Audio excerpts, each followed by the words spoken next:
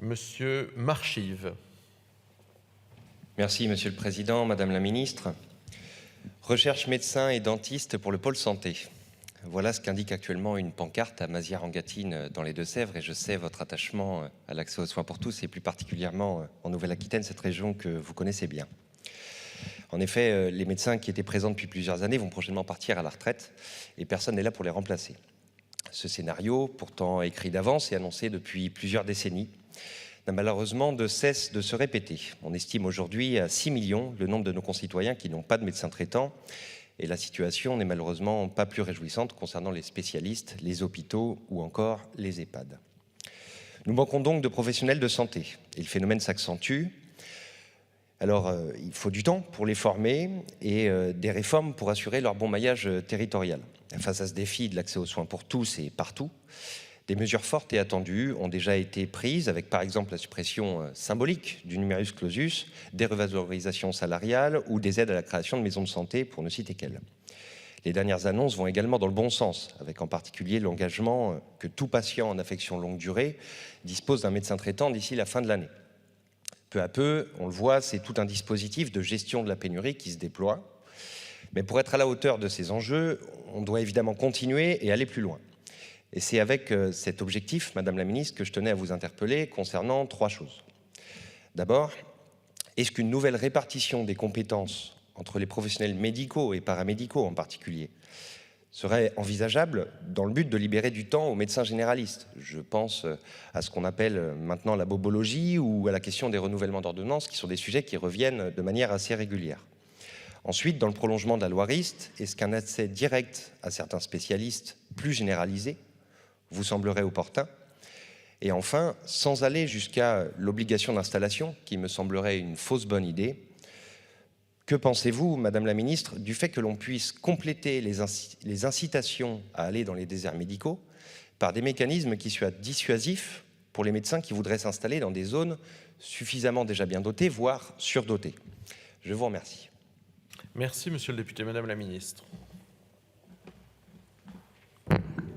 Merci, Monsieur le Président, Monsieur le député Bastien Marchive. Alors, bon, vous le savez, hein, le ministre, et vous l'avez dit, François Braun, est très attentif aux évolutions de la présence médicale dans les territoires.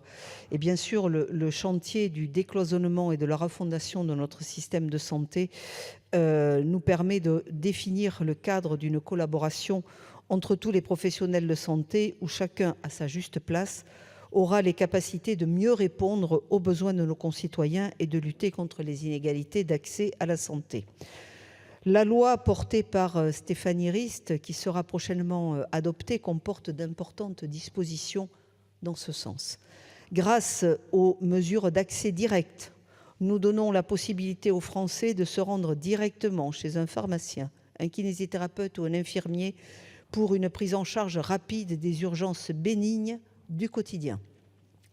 Grâce à de nouveaux partages de compétences, chacun pourra plus vite et mieux se faire soigner au sein d'équipes traitantes pluriprofessionnelles autour d'un médecin. Grâce à un élargissement du périmètre de la pratique avancée infirmière avec l'accès direct et à la primo-prescription, nous concrétisons l'ambition présidentielle de développer cette pratique avancée. Pour libérer toujours plus de temps précieux, du temps médical au service des patients, le ministre François Braun a annoncé en février 15 mesures pour réduire les tâches administratives des médecins, notamment pour réduire drastiquement les demandes de certificats médicaux qui, je le rappelle, ne sont plus obligatoires dans la majorité des situations usuelles. L'objectif de déploiement des assistants médicaux est également un axe prioritaire du gouvernement, avec un objectif fixé à 10 000 assistants médicaux d'ici fin 2024.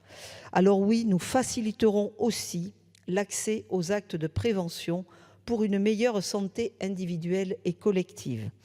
Par exemple, nous permettons aux Français de multiplier les opportunités de se faire vacciner avec l'élargissement de la prescription et de l'administration de vaccins aux pharmaciens, sages-femmes et infirmiers.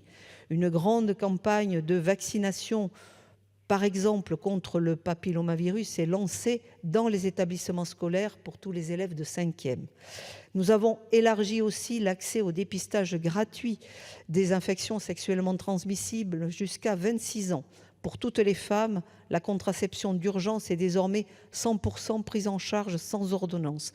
Donc vous voyez, gérer la pénurie, c'est une chose, mais ce n'est pas que gérer la pénurie. Il faut aussi organiser ces systèmes de soins afin qu'ils soient pertinents et que chacun, à sa place, avec ses compétences, puisse rendre le meilleur service aux besoins de la population. C'est ce qui nous anime, c'est ce qui anime le ministre de la Santé, et je vous remercie de cette question. Monsieur le député, allez-y. Oui, merci Madame la Ministre pour ces éléments éclairants. On voit bien que la mobilisation est totale. Sachez que nous sommes évidemment à vos côtés dans ces sujets-là et pour faire face à ces grands défis. Nous avons également des expérimentations, si j'ai bien compris, qui vont avoir lieu sur le territoire. Si les Deux-Sèvres peuvent y contribuer, ce sera avec plaisir que j'accompagnerai l'action gouvernementale.